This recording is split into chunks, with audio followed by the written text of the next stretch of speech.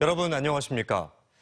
코리아 몬스터 류현진 선수가 12년 만에 한화 유니폼을 입고 전직 훈련장에 차려진 일본 오키나와 스프링 캠프에 합류했습니다. TJB는 가을 야구에 대한 관심이 높아지고 있는 올 시즌 한화 이글스 선수단의 전력과 전망을 일본 오키나와 현지에서 짚어보고자 합니다. 오늘 첫 소식은 팀에 합류한 류현진 선수와 선수단 분위기를 조형준 기자가 전해드립니다. 8년 총액 170억 원, 한국 프로야구 역대 최고액을 새로 쓰며 12년 만에 금이 환영한 류현진. 계약 하루 만에 팀 해외 전지훈련지인 일본 오키나와 고친다 구장에 합류했습니다.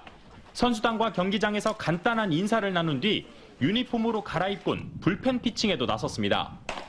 합류 첫날부터 직구와 커브, 주무기인 체인지업까지 다양한 구종을 섞어 45개의 공을 던졌습니다.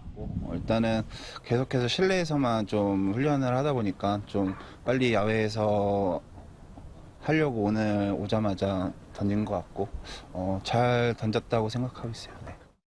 류현진이 합류 첫날부터 정상적인 훈련을 소화함에 따라 한 달여 남은 개막전 선발 등판에도 청신호가 켜졌습니다.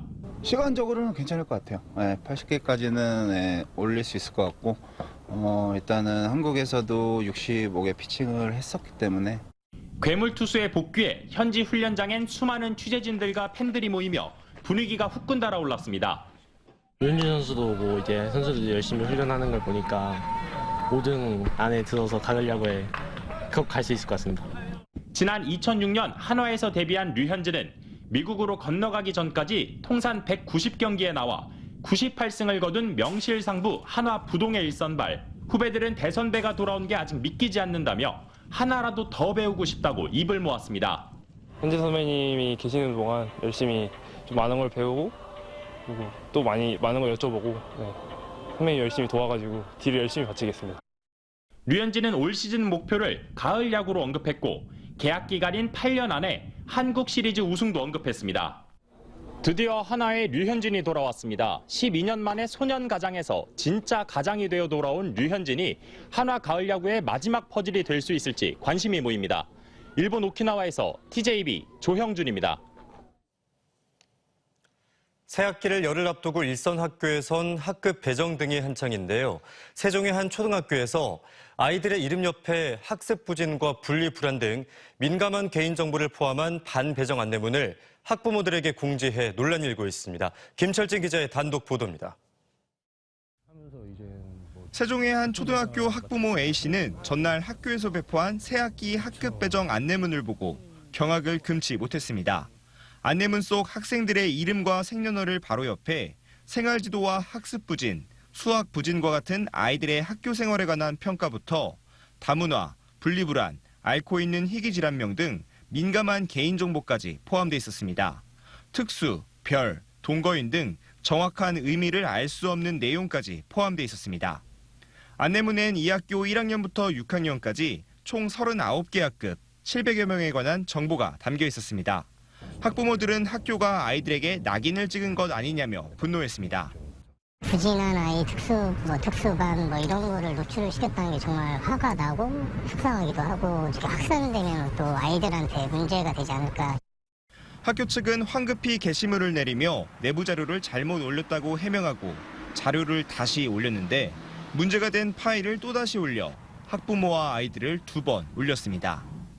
혼선이 생겨서 이렇게 좀 실수를 하게 됐다 이렇게 얘기를 하는데 이게 솔직히 한 번도 아니고 똑같은 내용을 또 2번을 올린 거잖아. 학교 관계자는 취재진에게 담당자의 실수로 교사들의 참고 자료가 올라갔다며 학부모들에게 송구하다고 입장을 밝혔습니다. 법률 전문가들은 민사상 책임뿐 아니라 정보통신보호법과 명예훼손 등 형사적 문제로 이어질 수 있다고 지적합니다. 형사상의 책임보다는 민사상의 책임이 문제가 될 여지가 많습니다. 그런데 2차례에 걸쳐서 파일이 올라갔다고 한다면 그것이 실수였는지 고의가 아니었는지 사실관계를 검토할 필요가 있다. 학교 측은 현재 해당 게시물을 내리고 사이트를 폐쇄한 상태로 학부모들에게 유출된 자료를 유포나 공유하지 말아달라고 부탁했습니다. TJB 김철진입니다. 의대 증원에 반발하며 대전은 80%, 충남은 70% 이상의 전공의가 사직서를 제출하고 대부분 여전히 출근을 하지 않고 있는 가운데 구급차 이송 지연 사례가 속출하고 있습니다. 70대 여성 고열 환자가 전공의 부족 등을 이유로 종합병원 7곳에서 이송을 거절당하고 1시간 20분가량 떠도는 등 대전에서 5건의 응급이송 지연 사례가 발생했고 세종과 충남은 발생하지 않았습니다. 충남대 병원 등 지역 대학병원은 수술을 40%가량 줄여서 운영하고 있습니다. 또 정부가 보건의료위기 단계를 최고 단계인 심각 단계로 격상함에 따라 대전시와 세종시 등 지자체들도 재난안전대책본부를 가동하고 비상의료체계 점검에 나섰습니다. 더불어민주당이 천안을 출마를 준비하던 양승조 전 충남지사를 험지인 홍성 예산에 전략 공천했습니다.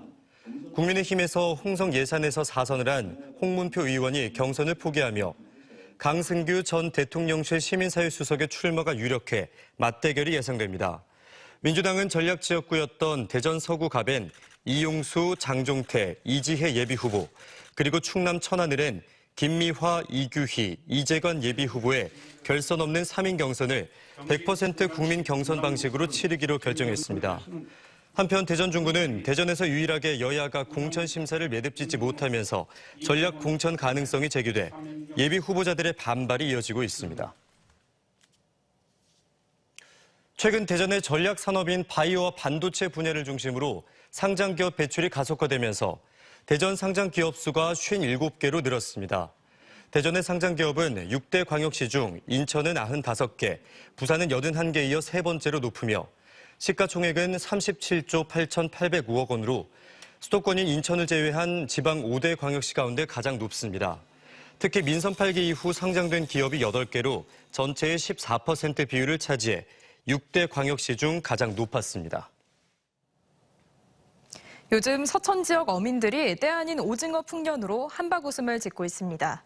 수온 상승으로 인한 어종 변화로 오징어 주산지인 울릉도보다 더 많은 오징어가 잡히고 있는 건데요. 가오리나 홍어 등 남해안에서 주로 잡혔던 어종들의 어획량도 크게 늘면서 서해안 어업 한도가 완전히 바뀌고 있습니다. 보도에 김진석 기자입니다. 2천여 톤의 수산물 보관이 가능한 서천군 장항수협 냉동창고입니다. 불과 수년 전만 해도 조기, 박대, 갈치 같은 서해안 대표 어종들이 주를 이뤘지만 현재는 절반 이상을 냉동 오징어가 차지하고 있습니다. 동해에서 실종된 오징어가 서해안에 새 어장을 형성하면서 장항수협의 위탁 판매액은 2022년 40억 원, 지난해에는 80억 원대, 올해는 150억 원대에 달할 전망입니다. 가공시설을 만들고 부가가치를 높인 반건조 오징어도 수도권 대형마트 등에서 입소문을 타면서 인기몰이를 하고 있습니다. 서해안의 오징어 어장은 어청도와 경렬비열도 사이에 주로 형성되고 있습니다. 특히 하구뚝 건설로 침체에 빠졌던 장항 지역 어업의 새로운 활력소가 되고 있습니다. 2천여 제곱미터의 위탁 판매장을 가득 메우고 있는 홍어와 민어입니다.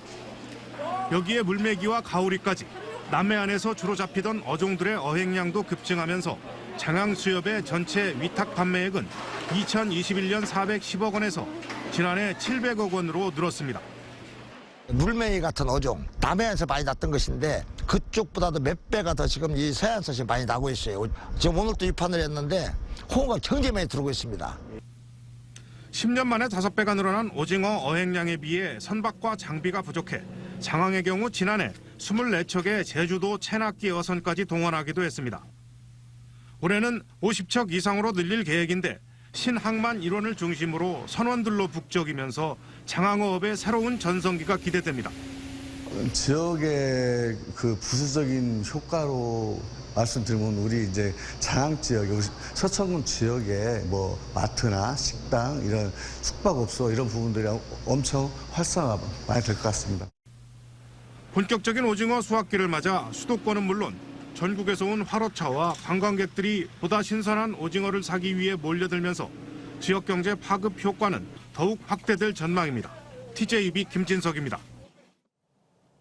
정월 대보름인 내일 가장 둥근 달을 볼 수 있는 시간은 오후 9시 30분이 될 전망입니다. 한국천문연구원은 갑진년 정월 대보름 달이 뜨는 시간은 대전 기준 오후 6시 3분이며 이 달이 완전히 둥근 달이 되는 시간은 오후 9시 30분이라고 밝혔습니다. 이번 정월 대보름 달은 올해 가장 작게 보이는 보름달로 연구원은 가장 큰 보름달은 10월 17일에 볼 수 있을 것으로 내다봤습니다. 해빙기를 맞아 옹벽 붕괴 등 안전사고가 잇따르고 있는 가운데 대전시가 다음 달 15일까지 관계기관과 합동으로 대형 건축 공사장 등 건설 현장에 대한 특별 안전점검에 나섭니다.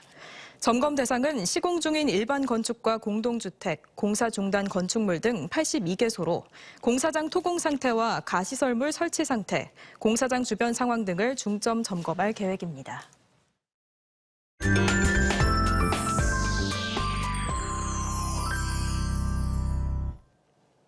다가오는 봄을 맞아 싱그러운 초록 이야기를 담은 전시가 관람객들을 기다립니다. 세 개의 극단이 실력을 겨루는 대전 연극제가 이번 주말 대전 예술의 전당에서 시작됩니다. 아트앤컬처 조혜원 기자가 보도합니다. 반려식물과 화초의 싱그러움을 아크릴 판화와 회어로 입체감 있게 표현한 작품 베란다 정원. 투명한 바탕에 실크 스크린으로 구현한 이미지들을 겹쳐 식물들이 가진 아름다움과 생명력이 가득 느껴집니다. 반려묘 송이를 포함한 고양이의 일상을 관찰해 사랑스럽고 나른한 습성을 따뜻한 감성으로 담아낸 양송이 작가. 소소한 일상 속 사랑을 담아내는 일러스트레이터이자 애니메이션 작가인 퍼엉 작가. 그리고 세밀한 전통 채색화로 완연한 봄 풍경을 표현한 김민주 작가까지. 회화부터 미디어, 설치 작품 등 6명의 작가가 다양한 장르로 담아낸 봄 이야기 상상 정원을 대전 신세계 갤러리에서 만날 수 있습니다. 정원을 거닐 때 볼 수 있는 여러 가지 생명체들 그리고 그런 자연의 기운들을 작품을 통해서 느껴보실 수 있는데요. 실제로 정원은 아니지만 작품 속에 둘러싸여서 우리가 자연이 움트는 정원을 감상해 보실 수 있겠습니다. 제42회 대한민국 연극제에 출전할 지역 대표 극단을 선발하는 경연인 제33회 대전 연극제가 극단 홍시의 공연 사문난적을 시작으로 오는 25일부터 29일까지 대전 예술의 전당 앙상블홀에서 펼쳐집니다. 장애인과 비장애인의 하모니 윈스보이스 앙상블과 함께하는 가족음악회가 내일 한밭도서관 강당에서 열리고 쉽고 흥겨운 국악 동요선율에 전래동화 흥부놀부와 도깨비와 개암나무를 각색한 국악 인형극 연희 도깨비가 이번 주말 천안 어린이 꿈놀이터에서 펼쳐집니다. TJB 조혜원입니다.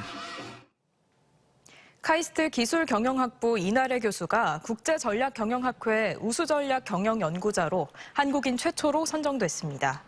국제전략경영학회는 80개 이상 국가에서 활동하는 3천여 명의 회원으로 구성된 전략경영 분야 최대 규모 국제학회로 이 교수는 특히 기후변화로 인한 다각적 위기에 대응하는 기업의 경영전략 수립 연구에 초점을 맞춰온 성과를 인정받았습니다. 백종원 효과로 예산의 대표 명소로 자리매김하고 있는 예산 상설시장의 전선 지중화 사업이 추진됩니다. 예산군은 한전 예산지사와 협약을 맺고 22억여 원을 투입해 예산 상설시장부터 대회리 회전교차로까지 총 290m 구간의 전선을 지중화하기로 했습니다. 군은 이를 통해 상설시장 인근 도시경관이 개선되고 관광객과 군민들의 편의가 크게 높아질 것으로 기대하고 있습니다. 대전의 한 고등학교 교사 화장실에 카메라를 설치해 불법 촬영한 혐의를 받는 고등학생들에게 검찰이 실형을 구형했습니다. 검찰은 대전지법에서 열린 결심 공판에서 지난해 3월부터 8월까지 교실에서 교사의 신체 부위를 44차례 불법 촬영하고 여교사 전용 화장실에 불법 카메라를 설치한 혐의로 19살 A군과 B군에게 각각 징역 장기 5년, 단기 3년, 징역 장기 3년, 단기 2년을 구형했습니다. 학교 측은 지난해 8월 고등학교 3학년이던 이들을 퇴학 조치했으며 선고 공판은 오는 4월 3일 열립니다.